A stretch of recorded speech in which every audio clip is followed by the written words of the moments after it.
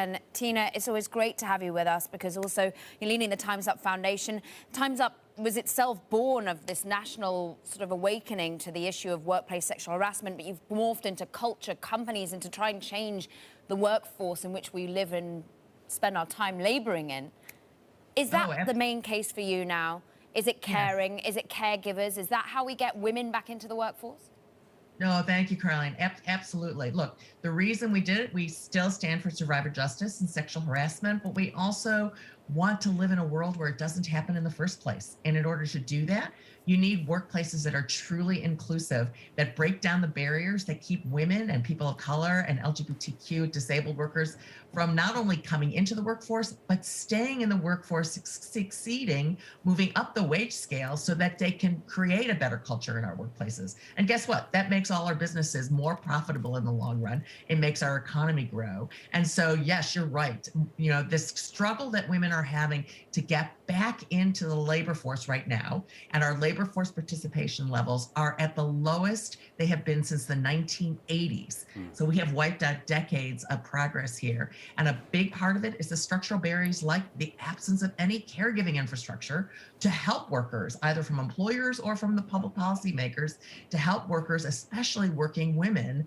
balance what's happening at home, kids out of school, elderly or others who are ill. How do you balance all of that and take care of your job? When you're trying to sort of lobby for this type of stuff, Tina, I mean, I feel like in the old days, it was kind of like, you know, there was sort of a moral argument that was trying to be made. Now you have a lot of empirical data out there showing the impact that women and minorities have on the economy, and more importantly, that their lack of representation has with regards to the amount of money sort of being missing from the economy here. When you take that type of information to the table with lawmakers and policymakers, do you find that they're more receptive to that?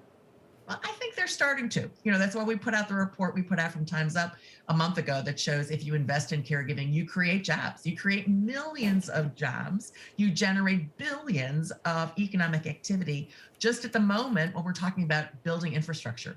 So if we want to stimulate the economy in this next infrastructure package, we need to talk about not just roads and bridges infrastructure, we need to talk about caregiving infrastructure. And I will tell you, not only do you stimulate the economy by creating new caregiving jobs, you are going to do that by creating a job that allows somebody else to go to work. So it's doubly stimulative, and it actually will rebuild the economy on a stronger, more sustainable platform going forward. But I will also tell your viewers who are business people, you don't have to wait for the public policy makers. You can do things like provide paid leave, provide flexible scheduling, figure out how you can help on the caregiving side, like converting your empty space when you're not bringing everybody back into the workforce into on-site childcare, and not just for preschool kids, but for school-age kids who we now know need it. You know, those are the kinds of things employers who now realize they have a stake in this as well are starting to do.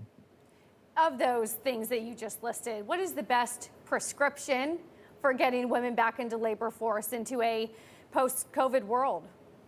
Well, actually, there's not just one thing. I think one of the things that we have probably made a mistake on in the past is to just focus on childcare centers or just focus on paid leave, when it really is the whole cycle. And it's not just younger children, it's also caring for the elderly. How do we actually get rid of, the over reliance we have on nursing home care, which is the most expensive form of care, and invest in in-home services for the elderly, for the disabled, and paid leave. So there's flexibility for people to take the time off when they need it.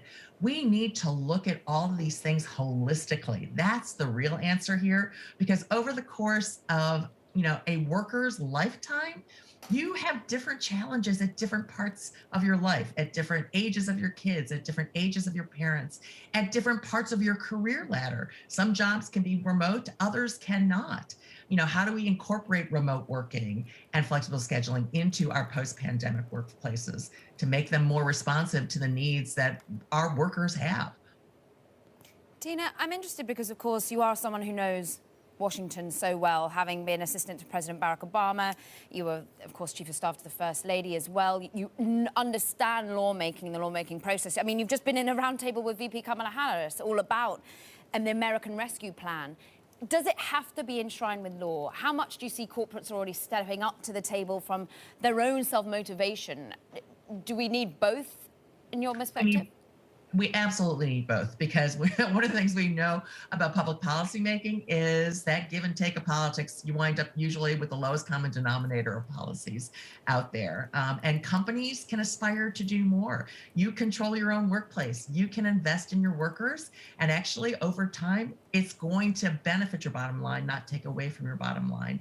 And one of the most encouraging things I've seen lately is more and more employers realize this as they realize they have been unable actually to have enough people on their manufacturing floors because their workers are staying home because of caregiving.